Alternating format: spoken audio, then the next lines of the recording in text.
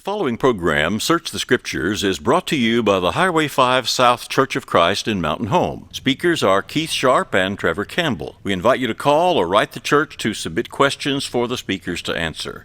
We'll provide answers from the Bible to your questions. Well, Trevor, do you know anything about angels? I know a little bit from what the Bible tells me. All right, that's a good answer. Well, we're going to talk about that this evening. Good evening, I'm Keith Sharp. You're watching Search the Scriptures. My partner on the program is Trevor Campbell. And Trevor, please introduce yourself and the brethren in Payette.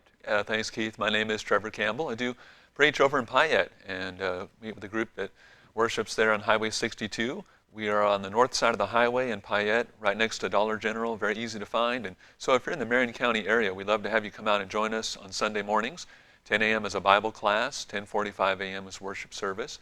And then if you'd like to reach me, the number's there on the screen. It's 870-435-2737. And you can call me there if you have a question about the church that meets there, or if you have a question you'd like to submit to the program for Keith and I to discuss, or if you just want to talk some Bible, give me a call there.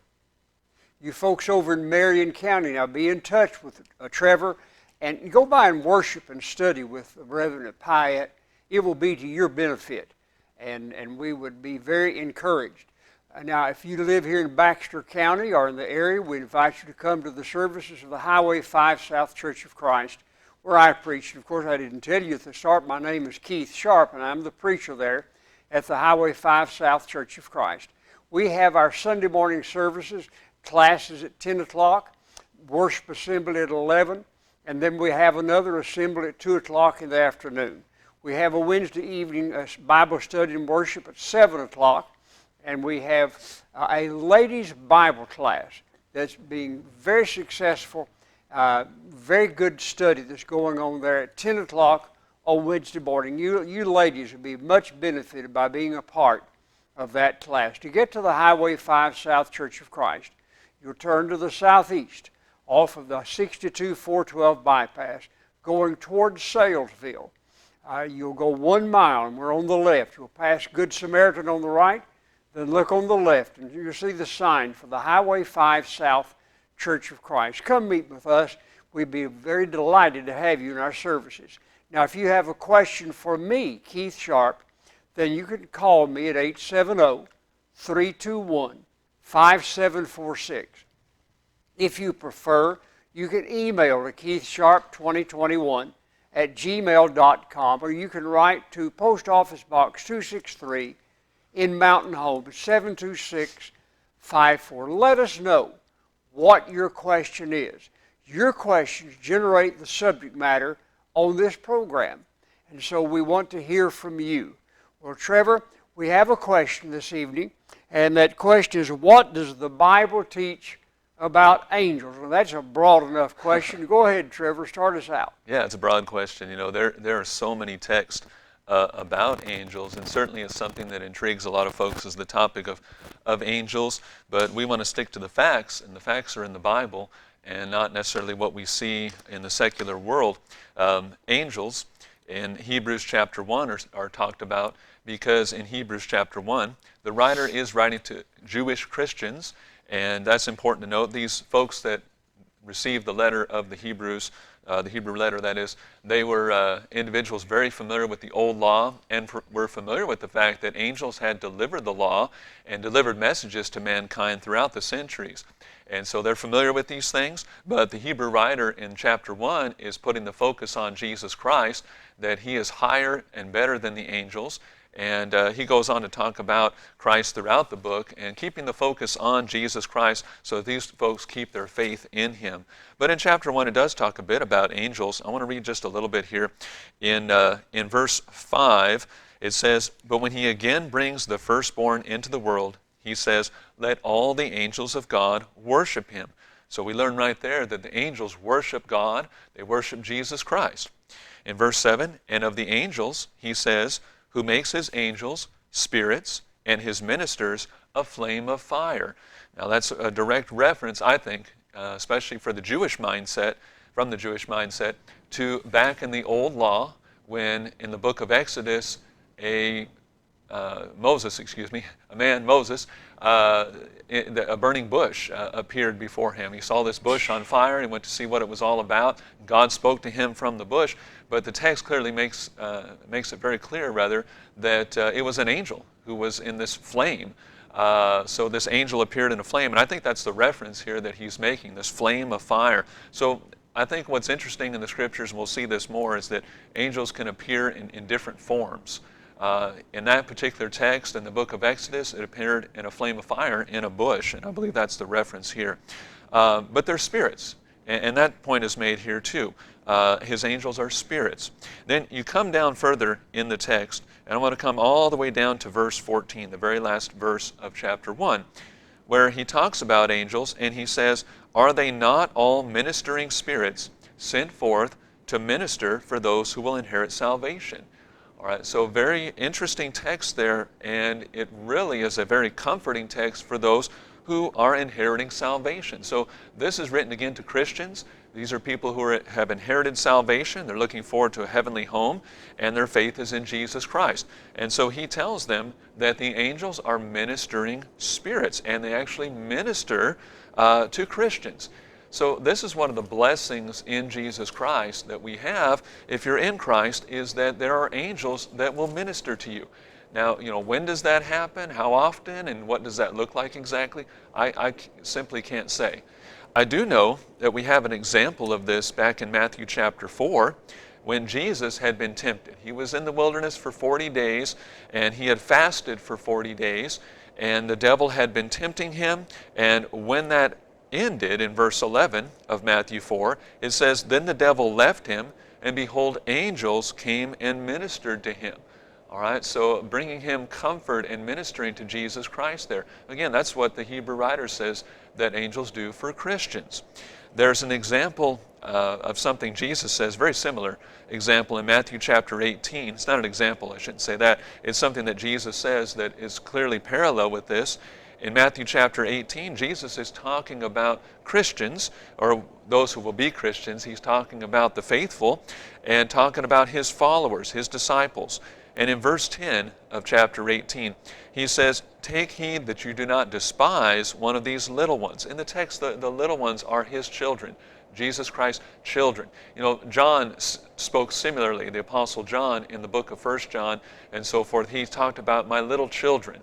And so those whom he had taught and ministered to. So these are disciples of Jesus Christ. He calls them little ones. He says, "For I say to you that in heaven their angels always see the face of my Father who is in heaven." So I believe the text here, very plain, simple, it's real simple, that there are angels that apparently are assigned to God's people. God's people have angels looking out for them. God's people have these ministers who come and minister to them, to those who will inherit salvation. So for anyone that's a Christian, it's really very comforting. And again, I can't tell you or give you a specific time in my life that I said, "Oh yeah, that was an angel," or "Those were angels." I don't know, but there have been times that I've been comforted, or folks have helped me out, or someone kind of appears out of nowhere. Keith and I was just talking about this topic with Keith before we started filming, and there are instances, and people can even share their own stories of instances where someone has kind of showed up out of nowhere in a sense, and you never maybe see them again, but they brought you some comfort or helped you in some way. Well, possibly that was an angel, because the Bible does teach that they come and minister to God's saints. So that's one of the things about angels. I think that's one of the most comforting aspects. There are other aspects in the scriptures we might look at where angels aren't so comforting in the things that they did, because they were also used in destruction, God using them in judgment against people. So angels very diverse in the things that they do and the duties that God gives them to do. All right, Keith, I'll kick it over to you. Well, thank you, Trevor. And of course, I appreciate the fact that you said that all we know about angels is what's revealed in the scriptures. And that when we have personal experiences, they don't prove anything except we had an experience. It's not as, for example, when the Lord appeared to the Apostle Paul and spoke to him, there were others who witnessed the Lord appearing to the Apostle Paul. So that was an objective rather than subjective. It was not just within him, but rather it's something that he could repeat as evidence. So all we can really know about angels is what's revealed in the scriptures. And Trevor had some good things to say about that. And the overall role that God's angels have towards Christians is that they're ministering spirits, and notice spirits, who are sent forth to minister in our behalf. I'm going to say a few more things. In fact, this is such a broad subject, Trevor, I think it'd be all right if you want to, if we spend the entire program just talking about the subject of angels. There's so much said about them in the Scriptures. The word angel, well, it's the Greek word angelos, which is actually not translated, but transliterated. To translate means you change it into another language. To transliterate means you just take the original letters and put those letters into the letters of a different language without actually giving the word that was translated in the other language. And so the word angel is not a translation, it's a transliteration of the Greek word angelos. If it were translated, which it is sometimes, it would be the word messenger. For example, in Matthew chapter 11, verse 10, I want to read Matthew chapter 11, verse 10. And this is talking about John the Baptist. For this is he of whom it is written, Behold, I send my messenger before your face, who will prepare your way before you. That word messenger is the Greek word angelos, which is usually translated or transliterated angels. And that word appears 172 times in the New Testament. Now, I failed to go back and count. And by the way, don't think I looked up every reference.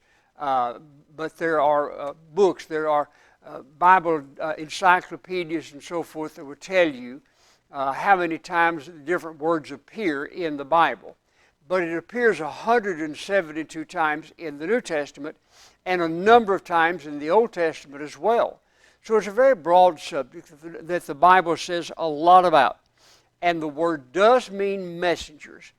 And God's angels are His messengers on our behalf. And Trevor's already brought out the passage from Hebrews chapter 1 that shows that, and of course the parallel passage in Matthew, that God's angels minister or serve in our behalf for our good. Whether we ever see them or not, they're serving God for the benefit of His people. And so we have beings who are very powerful. And by the way, people think of angels as feminine appearing and of having wings. And we'll say more about that in another program where we have that actually as a question. But there are mighty angels, and they're powerful beings. They're able to fight against Satan and those who serve Satan. They're not effeminate beings. They're not weak beings.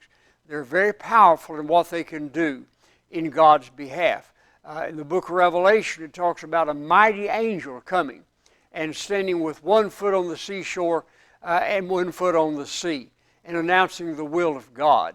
And so that was a mighty angel, or something that was able, a being that was able to accomplish mighty and powerful things. But they are God's messengers in our behalf. There's a lot of things that they do. God's angels do His bidding.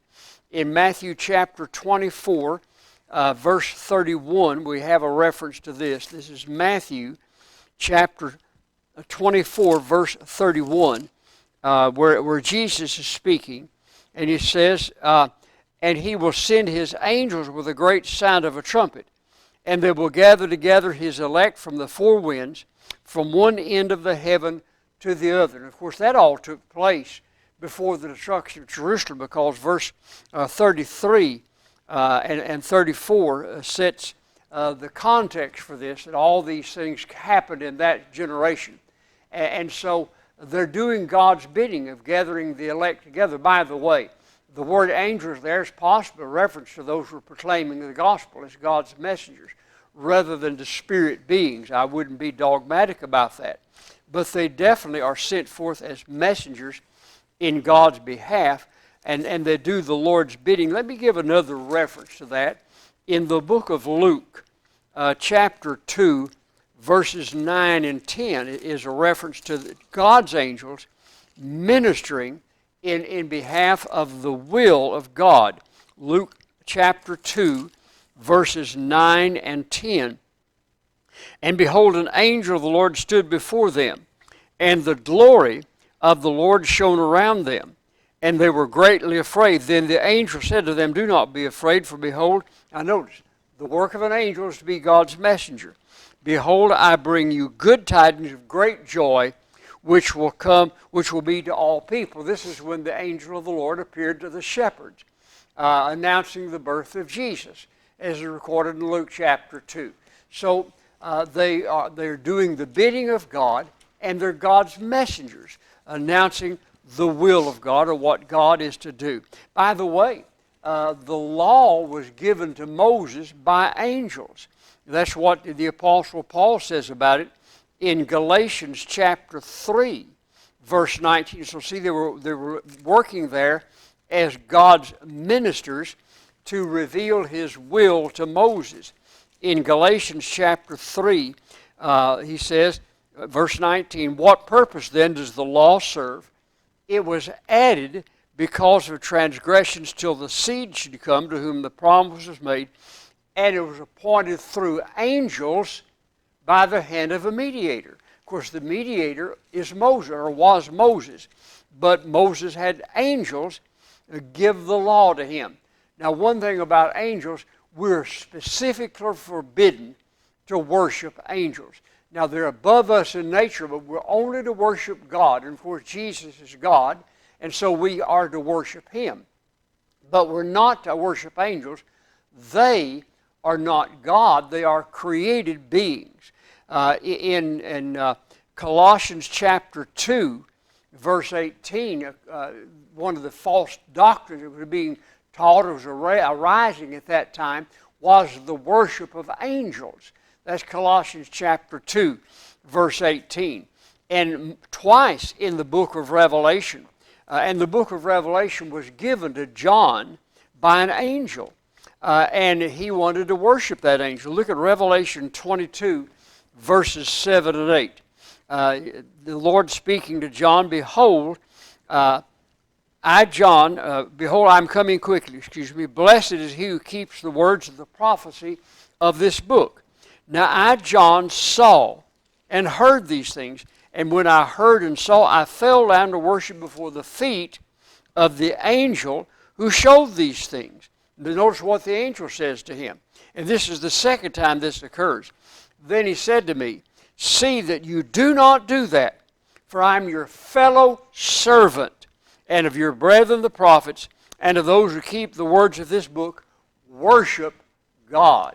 So twice when John was tempted and did attempt to fall down and worship the angel forbid him to do that and told him, I'm your fellow servant, you worship God.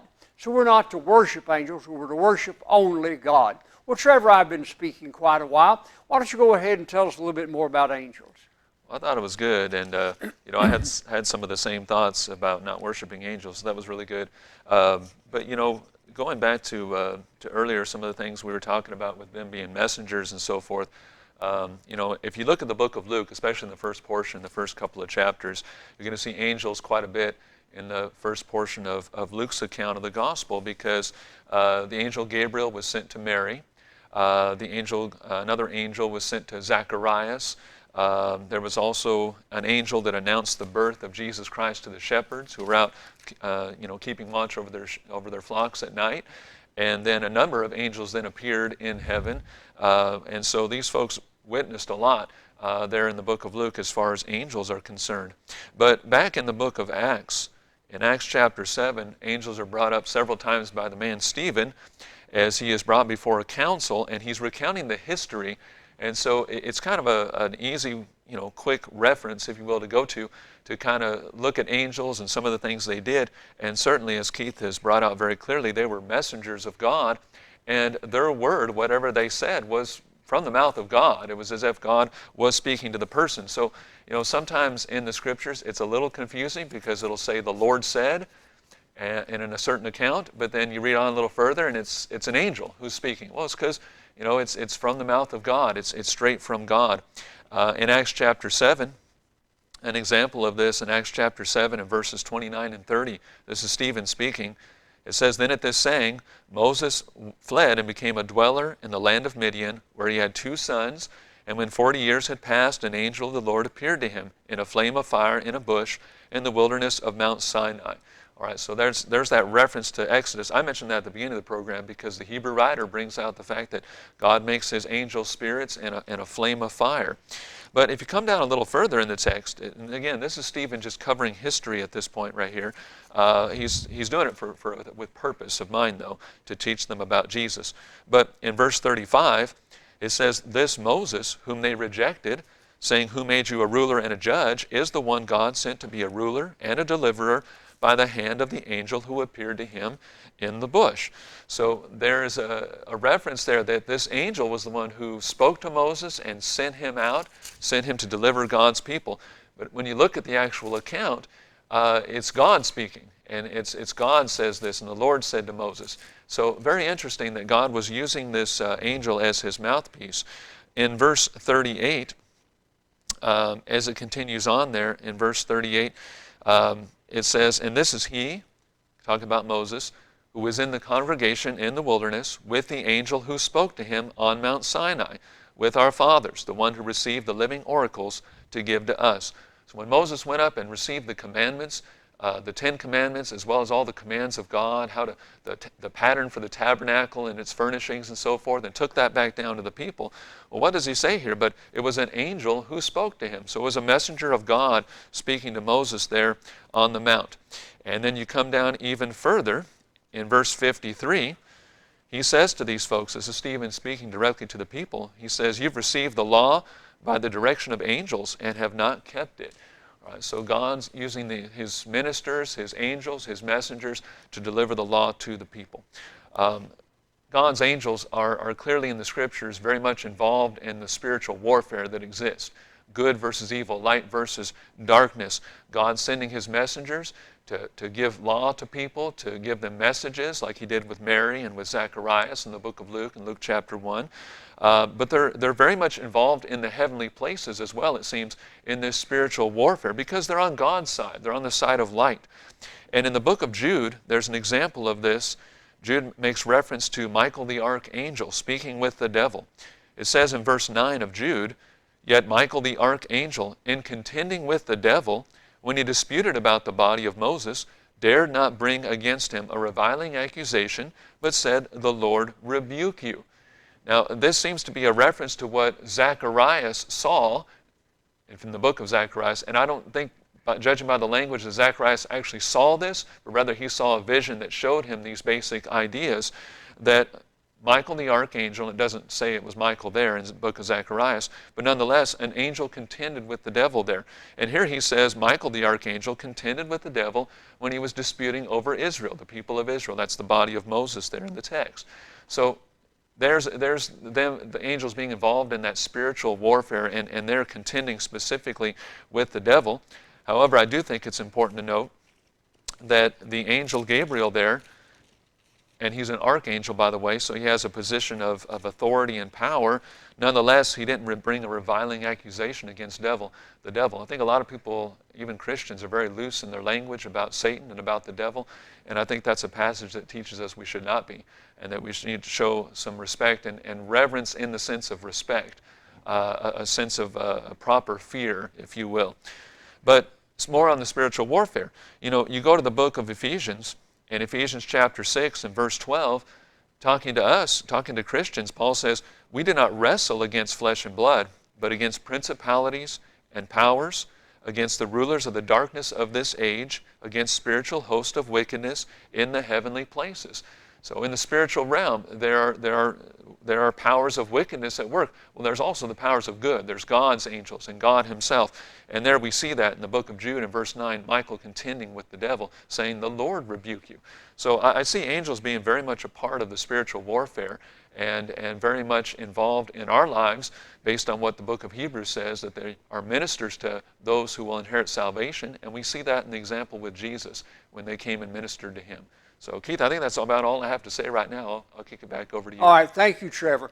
I want to issue a word of warning that is not from me, but rather is from the Apostle Paul about angels. In Galatians chapter 1, I'm just going to read, beginning in verse 6, down through verse 9. I marvel that you're turning away so soon from him who called you to the grace of Christ to a different gospel, which is not another, but there are some who trouble you and want to pervert. The word pervert means to change to the baser, the gospel of Christ. But even, now notice carefully in verses 8 and 9, even if we or an angel from heaven preach any other gospel to you than what we have preached to you, let him be accursed. Now that word accursed is the Greek word anathema, utterly cut off from God. Anybody, including an angel, who would bring another gospel is to be utterly cut off from God. Then he repeats it for emphasis in verse 9. As we've said before, so say I now again, if anyone preaches any other gospel than what you have received, let him be accursed, utterly cut off from God. Angels are not going to bring to you some purported revelation today from God. The New Testament contains the fullness of God's will for us. In John 16, verses 13 through 15, Jesus promised his apostles that the Holy Spirit would lead them into all truth. That's John 16, verses 13 through 15. There's no truth from God left to be revealed after the apostles received the New Testament and wrote it down, and we have it in our New Testaments today. Now, people have come along since the writing of the New Testament and claimed that an angel from God gave them revelations. Muhammad came in the 7th century A.D., and he said that he would go into a cave and an angel would come to him and give him a message. And he would come out and repeat that message in what is called in the Quran a surah. And actually a couple of generations after Muhammad's death, these surahs were collected from those who said they had memorized them and put together in a book, and that book's called the Quran. Well, suppose that an angel did appear to Muhammad in a cave and did give him some messages. What should Muhammad have told that angel? You're accursed of God, get away from me. Because there's something in addition to the gospel of Christ. In the 19th century, a man by the name of Joseph Smith said that he went up on the hill Cumorah, and the angel Moroni showed him some golden plates and translated those golden plates. They were in the language of Reformed Egyptian, which, by the way, is a fictitious language that never existed. And from those golden plates that the angel Moroni revealed to him, we have the Book of Mormon. And Joseph said that was given to him by an angel. Well, what if an angel appeared to him on the hill Cumorah? He should have told that angel, you're accursed of God, get away from me. You're not going to receive any message from an angel that's any truth that's not found right here in this book. Don't look for a message from angels. There's a word of warning that we need to heed. Any message since the New Testament is not from God, it is from Satan.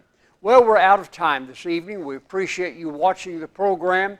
We invite you to watch next time. Until then, we bid you a very pleasant and good evening. Thank you for watching Search the Scriptures. If you have a Bible question or comment, you may call 870-321-5746, email keithsharp2021@gmail.com, or write Keith Sharp at P.O. Box 263, Mountain Home, Arkansas 72654, and your question will be answered on the air. Be sure to watch next week at the same time for another edition of Search the Scriptures. Until then, the Lord bless you and keep you. The Lord make his face shine upon you and be gracious to you.